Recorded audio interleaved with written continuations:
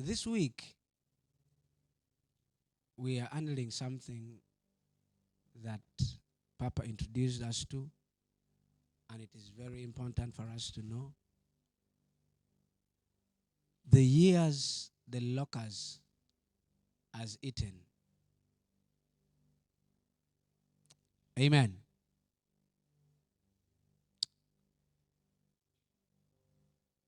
We are talking about the restoration of time, the restoration of destiny, and the restoration of divine seasons. Somebody say, my restoration. My restoration is now. The Bible says in the book of Joel, chapter 2, verses 25, and it says, I will restore to you the years that the locust has eaten.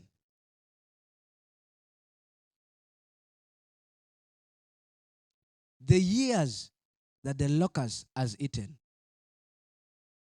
God is restoring unto us. Now listen, child of God.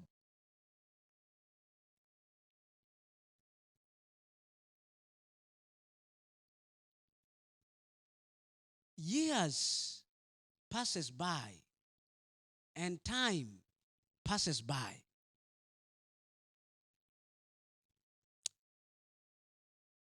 God is restoring things and years and times, divine seasons, destinies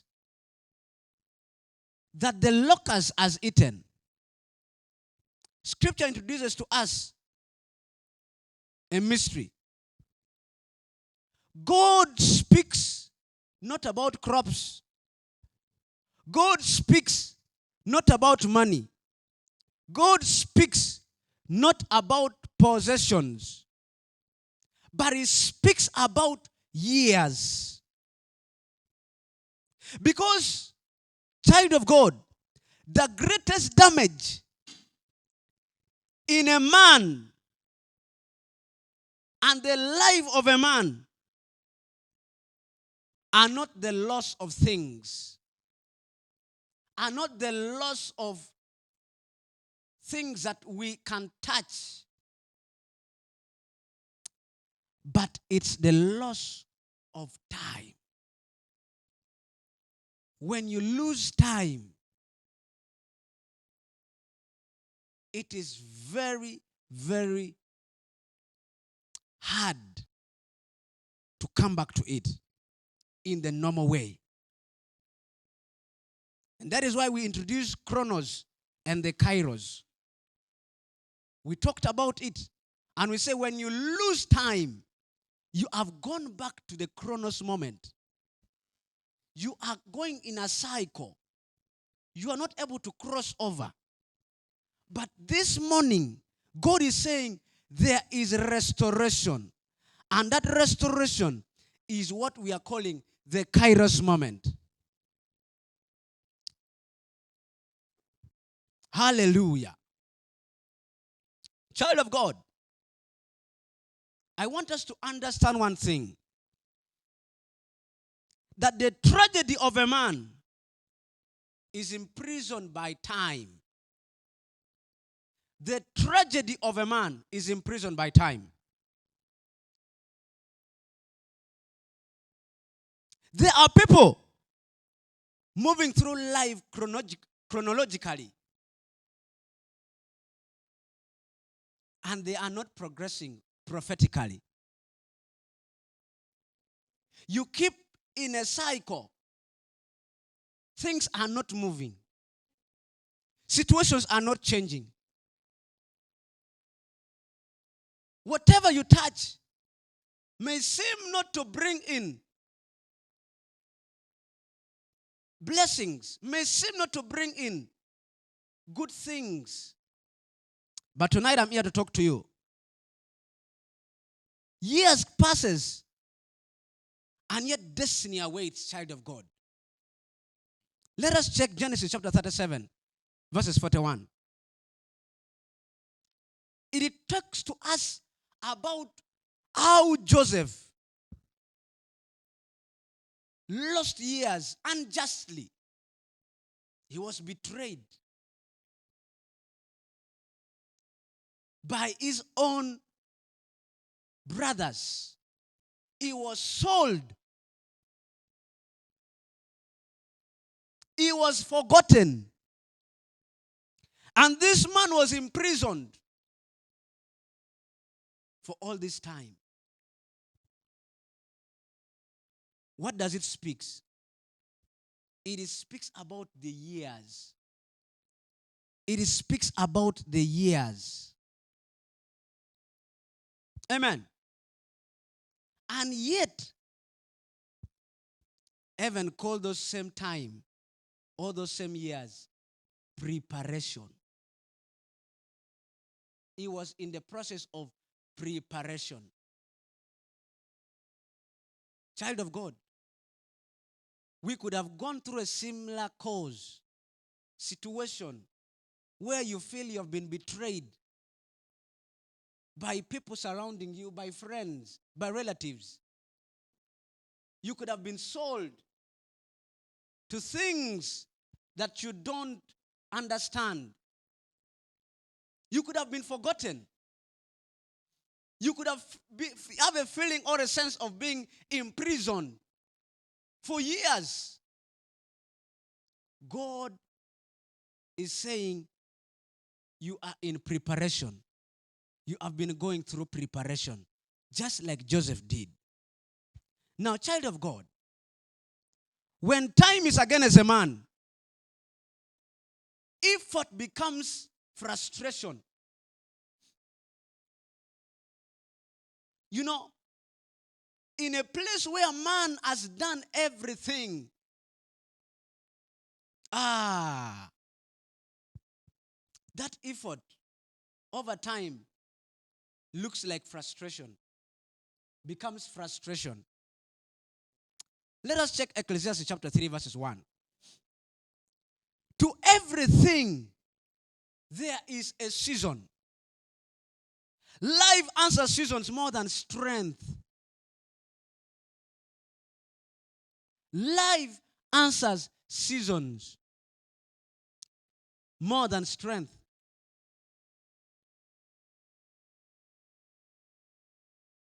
A man outside divine timing, you may work hard than everyone. You may pray with sincerity. You may, possess every ability. But your results still don't come out how you want. Child of God. And the Bible says in the book of Ecclesiastes chapter 9 verses 11, the race is not to the swift.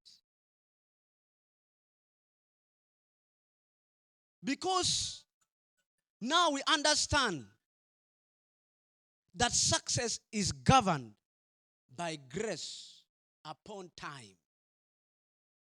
Success is governed by grace upon time. Amen.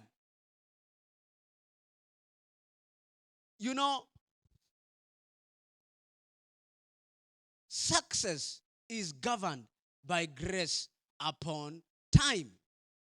Now listen.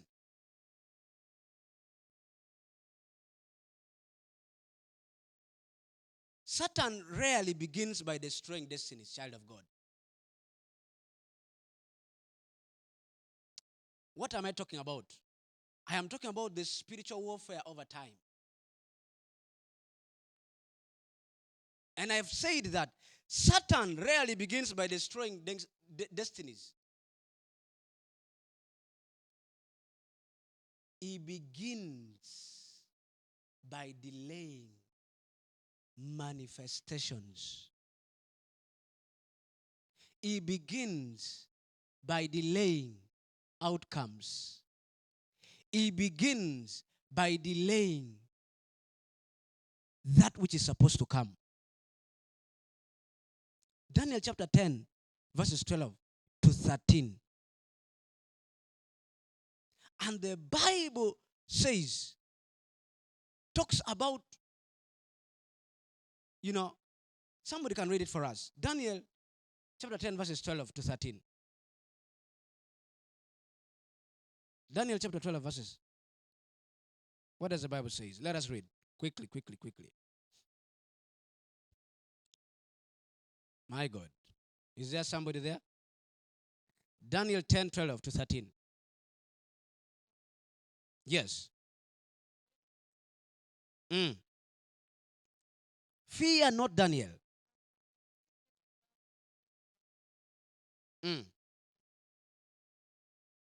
Yes. Thy words were heard, and I have come for thy. Yes.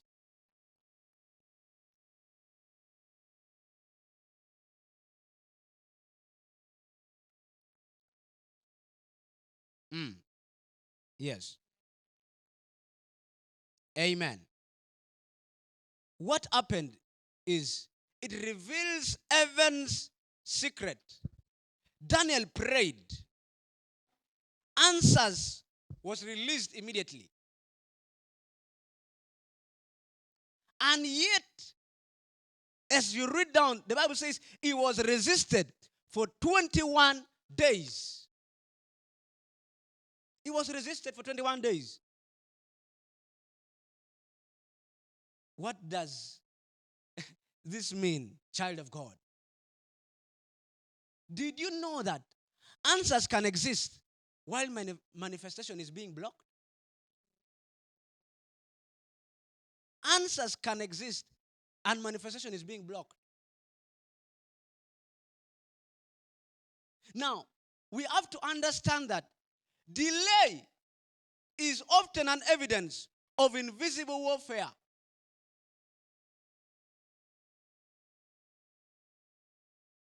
And hell understands this.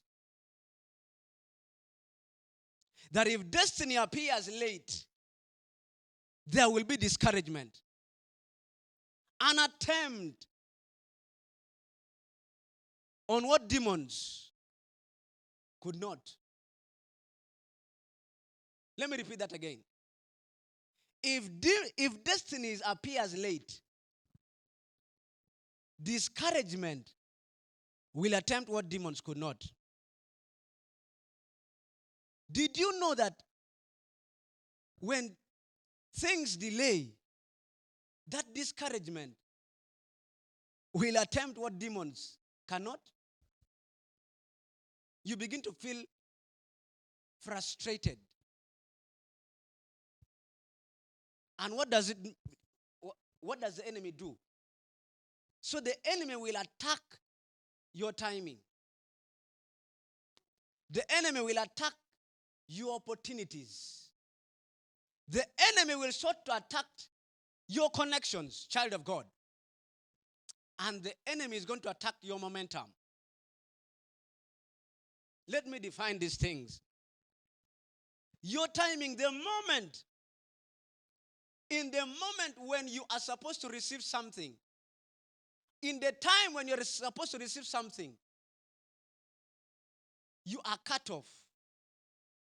In the time you are supposed to rise, you are nowhere to be seen. In the time of blessings, child of God, you are missing. Because of the discouragement.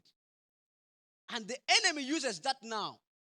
That in that time, because you are discouraged, he will find a way that when the time comes, oh, you are not there.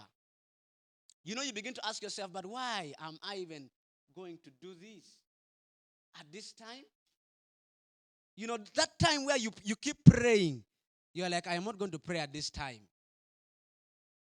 In the moment when the blessings is supposed to arrive, child of God, you say, I am not doing this. Opportunities. The enemy attacks your opportunities. How? You know, when you have discouragement, whatever was supposed to have come to you because of that moment of discouragement, now you cannot, you have, your spirit man, is not willing to receive. You miss opportunities that are on your feet. Things start to happen in ways that you don't understand. The connections that you have, you start seeing betrayal, disobedience comes in. The people who are supposed to connect you, you can no longer meet them. The people who are supposed to help connect you to your destiny, maybe you begin to fighting with them, you disagree with them. Child of God, those are what the enemy attacks. And your momentum, your energy. In that time when, you say, oh, I am supposed to do, something, have that momentum of prayer. Child of God, you are prayerless. You cannot stand. And this is what the enemy attacks. John 10:10. This confirms. The Bible says, for the devil has come to steal, to kill, and to destroy. When the enemy destroys things, oh, child of God,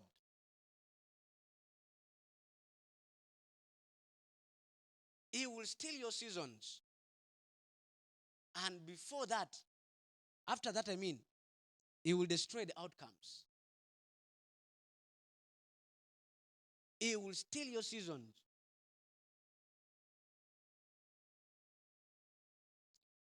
Amen.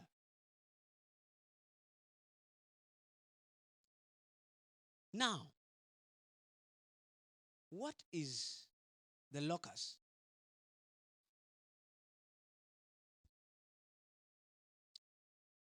Joel names 4 different destroyers. Let me define the locust before I can mention the destroyers that Joel talks about in the Bible.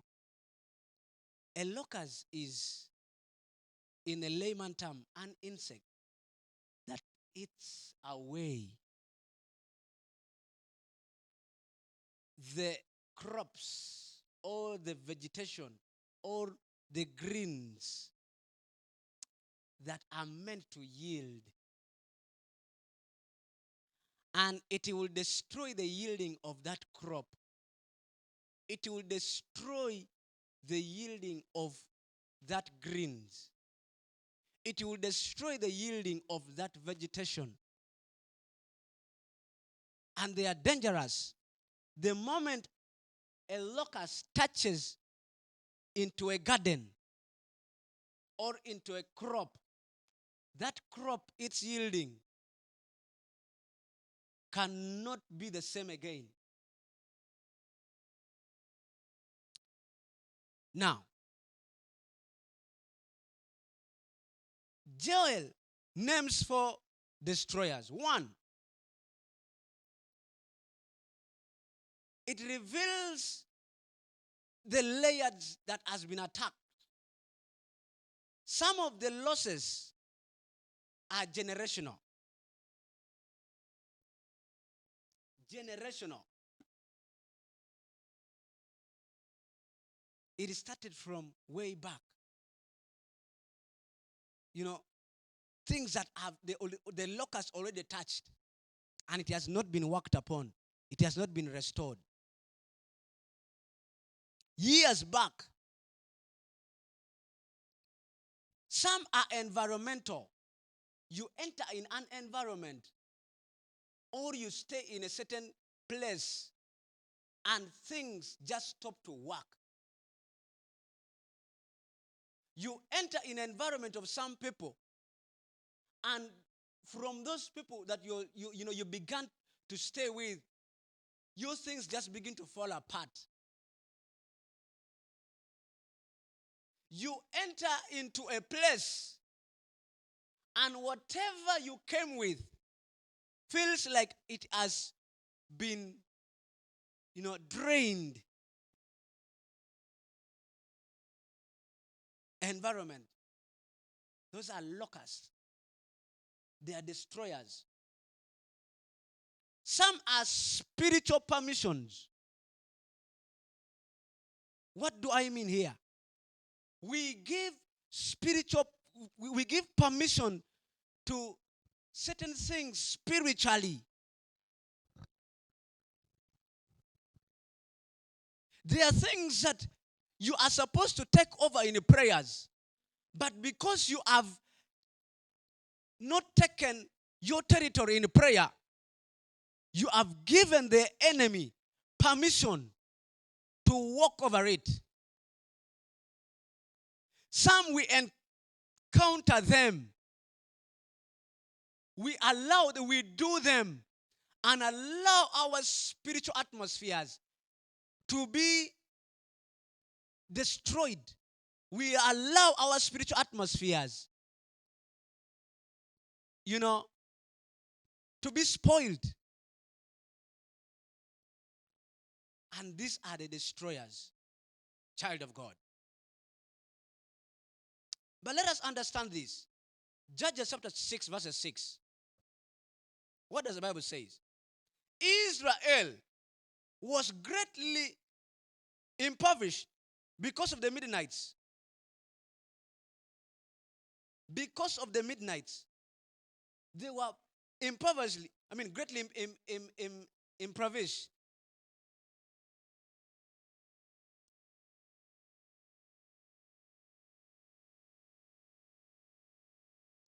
Did you know that in every harvest or every season of harvest, the enemies appeared?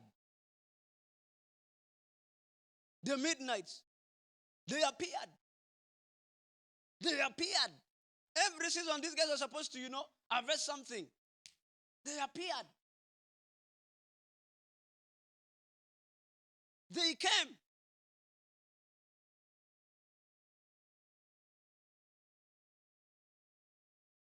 What does this tell us? It means that the locusts attack productivity.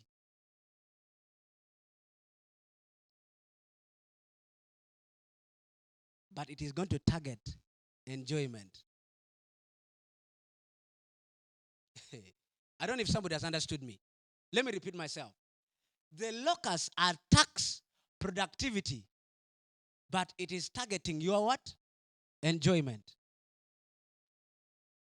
That means that whatever you have been working on, whatever you have been laboring for, it is attacking it.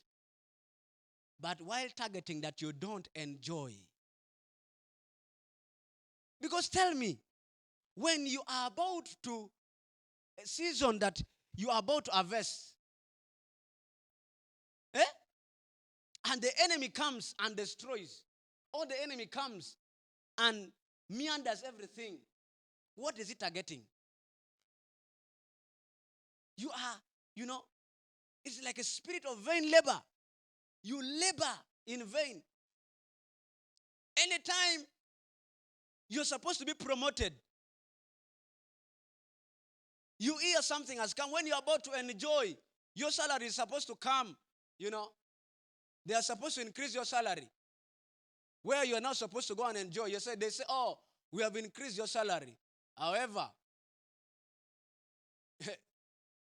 there is some mistake you made. So we are chopping some part of it. And every time you're in that mess, when audit comes, they find that your salary has increased, but you are the one in trouble. Every time, the boss has said, or, the management has sat down, they're supposed to now give you, this. And they say, oh, sorry, unfortunately, in this season, because of the economic interferences, you are not able to. When you are supposed to be signed to fly out, it is you who is cut out and say, oh, sorry, unfortunately, the number was reduced to 5. What is the enemy targeting? Your enjoyment. It is attacking your productivity so that your enjoyment cannot come.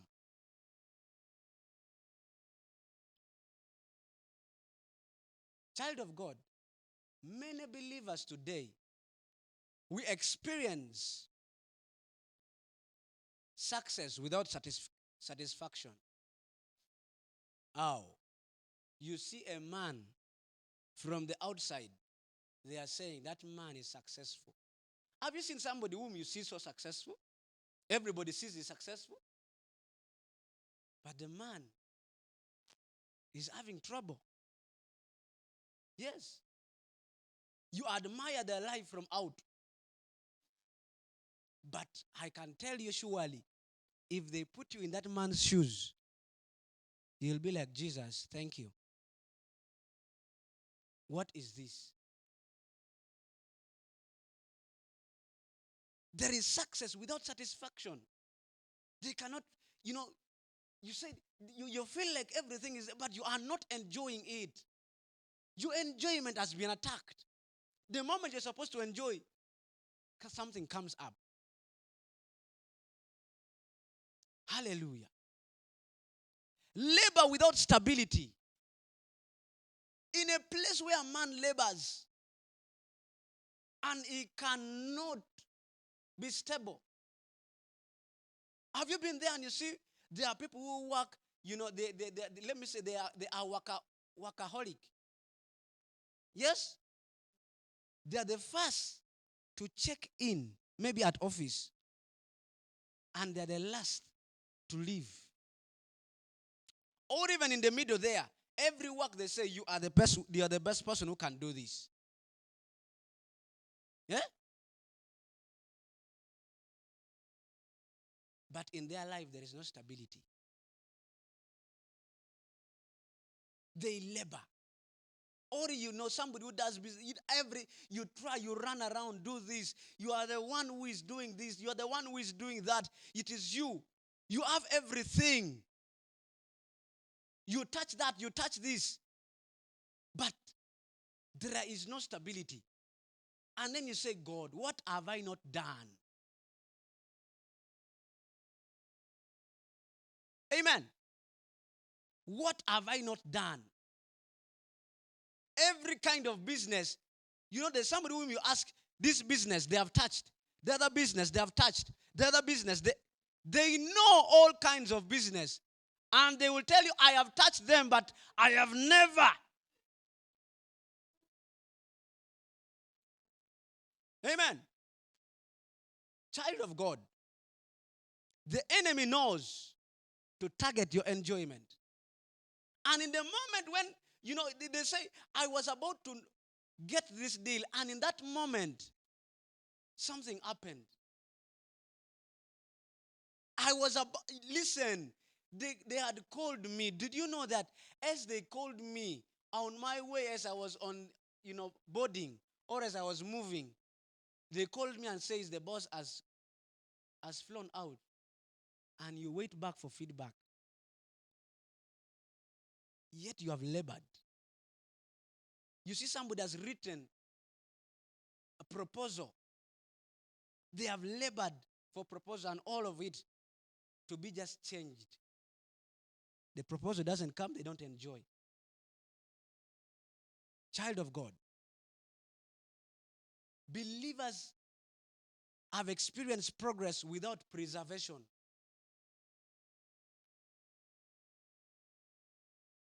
Progress without preservation.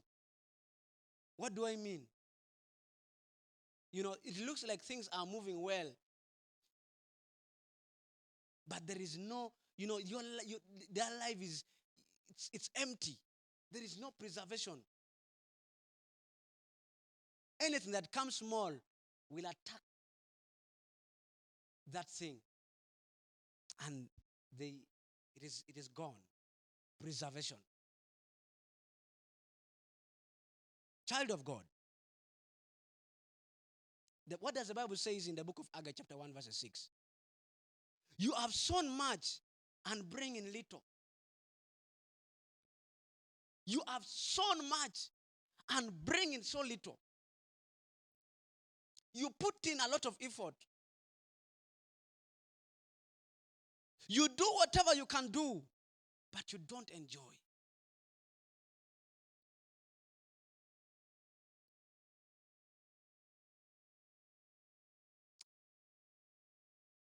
Child of God, there is something that we call the time captivity.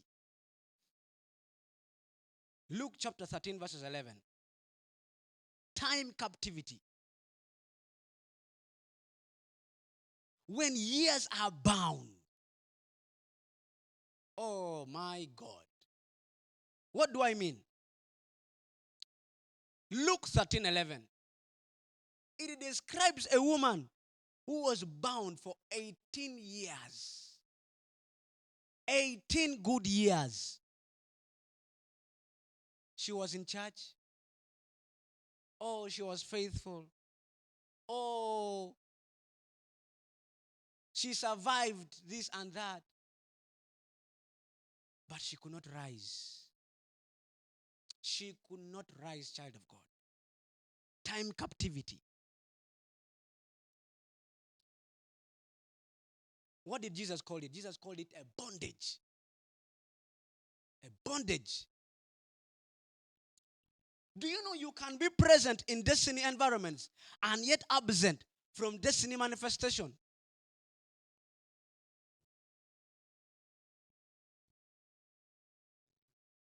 You can be present. Let me repeat again.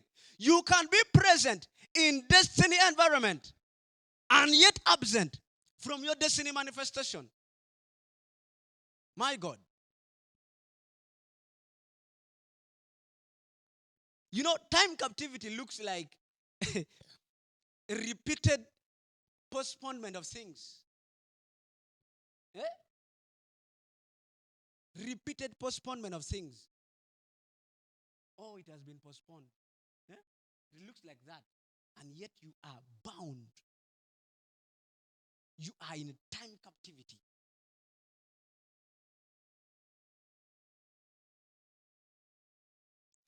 Time captivity looks like, cycles of restarting life. Cycles of restarting life. Where, you move cycles again, you like start life afresh. You're like, I'm beginning afresh. Time captivity will look like a chronic limitation where you are not able to pass a certain level. Chronic limitation. You cannot do something past something or past a certain level.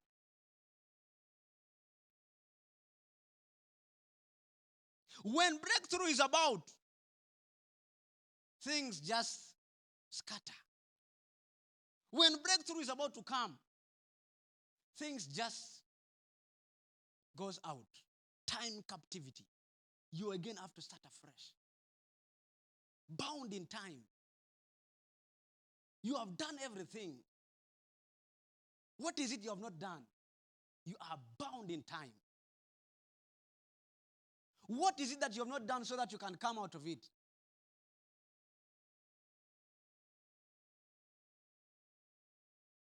Listen, child of God. Some people are not cursed. No. Some people are not cursed. Their time has been contested. You know a contestation of time?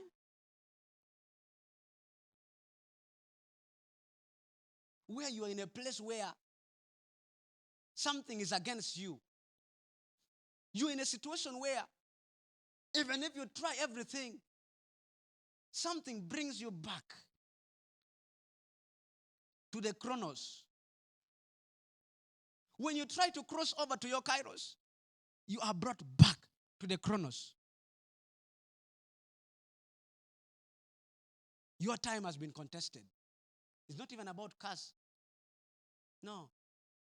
You could have prayed you could have broken all ancestral curses. You have broken all, foundational prayers. You have broken all environmental, but you are bound in time.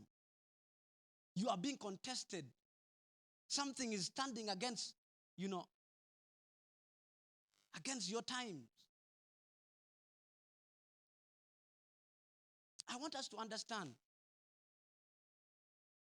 And I want us to know how our years are eaten. How our years get eaten. How our years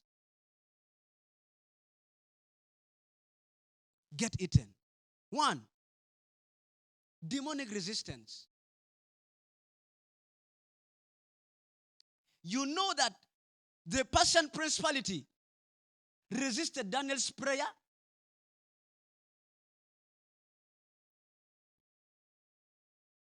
It resisted Daniel's prayer.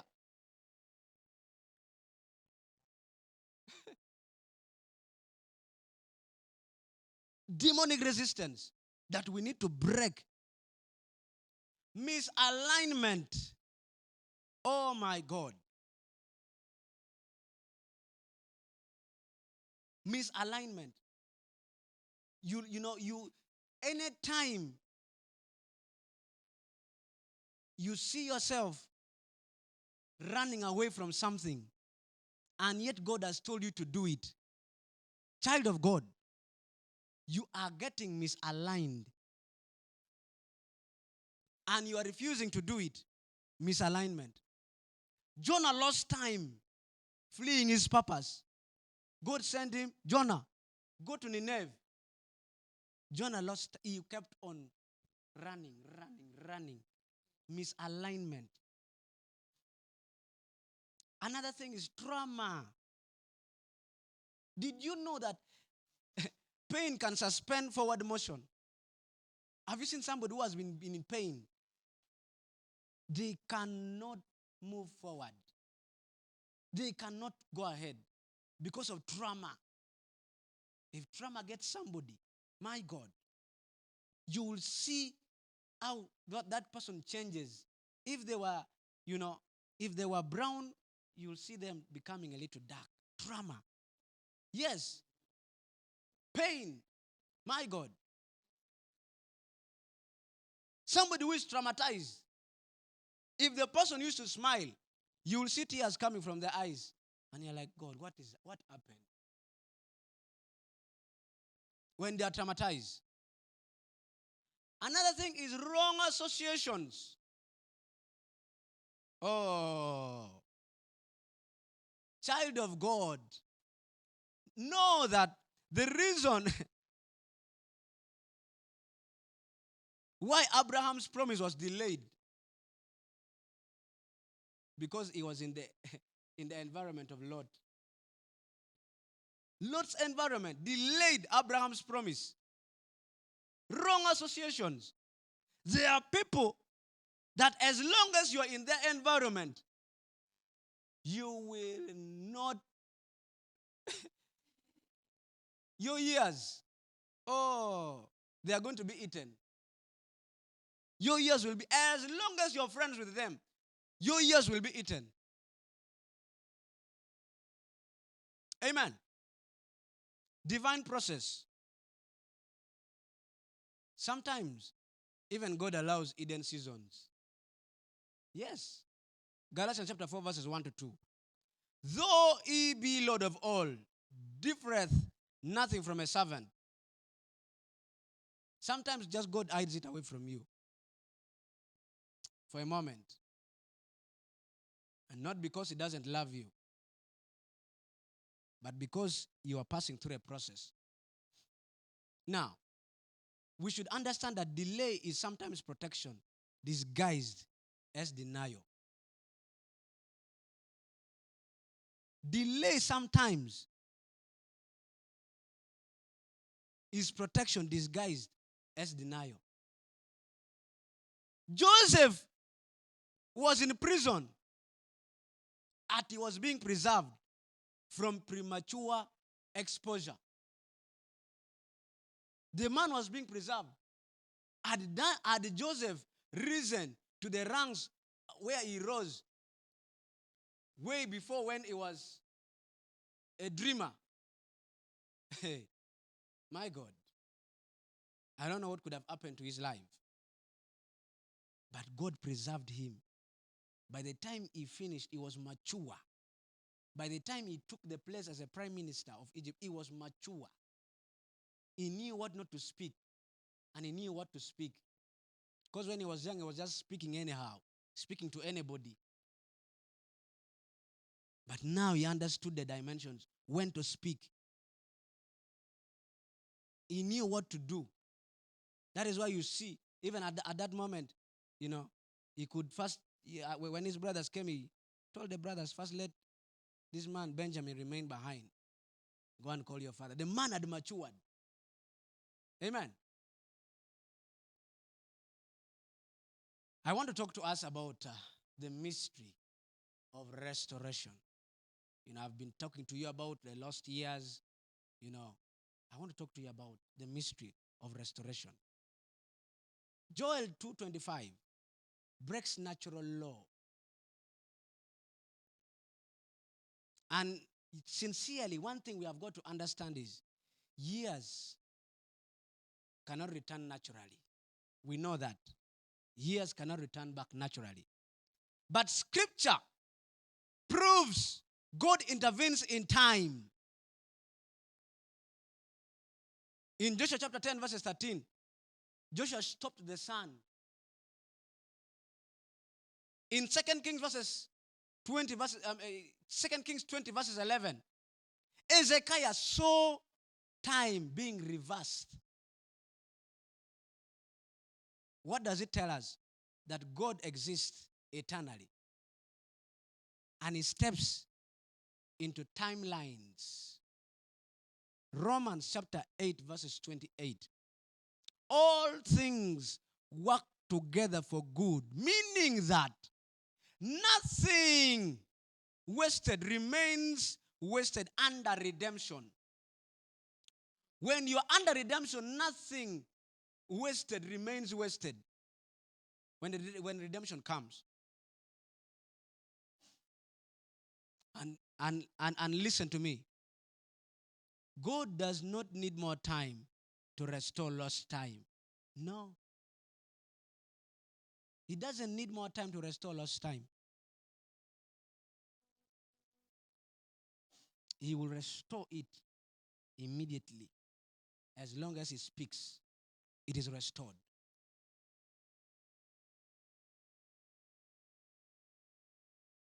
How do you get divine acceleration? Amos chapter 9, verses 13. The plowman shall overtake the reaper. Here he talks about supernatural speed. One of the procedures that we have got to understand of restoration, what restoration produces? What restoration produces is sudden elevation. All of a sudden, you have been in that place for so long. All of a sudden they say, bro, I checked on this gentleman. Did you know that man, I found him cruising a Land Rover, a Range Rover. Oh, you saw this man last month. And this month, he comes to tell you, this is my office. Things have changed. Child of God, sudden elevation. God does not need time, as I told you, to restore lost time. Sudden elevation comes, divine acceleration. And you will find you are in a place where there is unusual favor. Anybody who looks at you,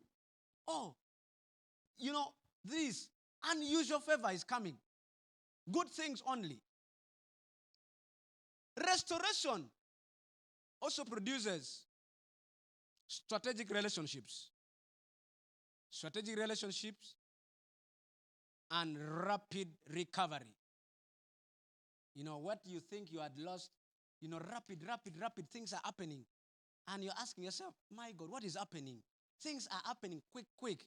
You are recovering rapid, things that you lost.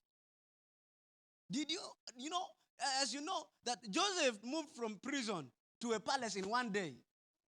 Eh? You're not hearing me.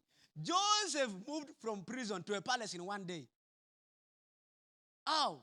The man was called from prison. Please come, interpret the dream. After interpreting the dream, stay here. You're not going back. Finish.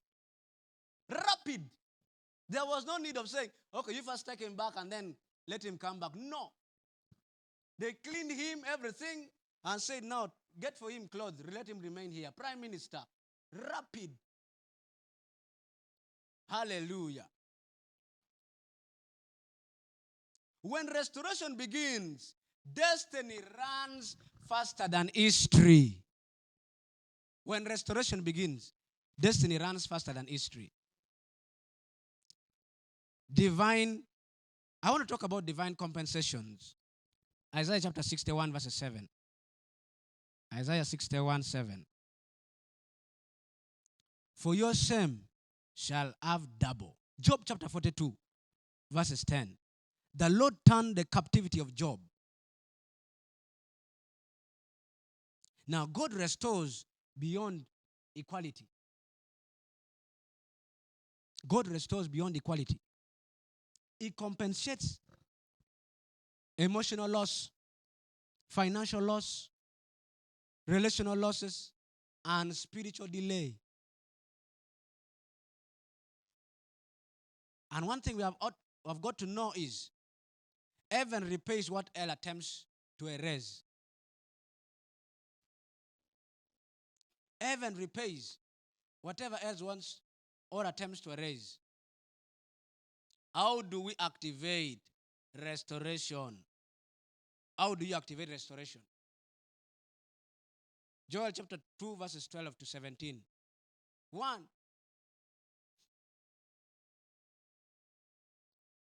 Return. How do we return? By aligning. Aligning restores flow. Second one is repenting. By closing all access doors. What is it that the enemy uses to enter and bring you to make you lose your years? You should close them. Close those doors that you know. Then thirdly, consecration.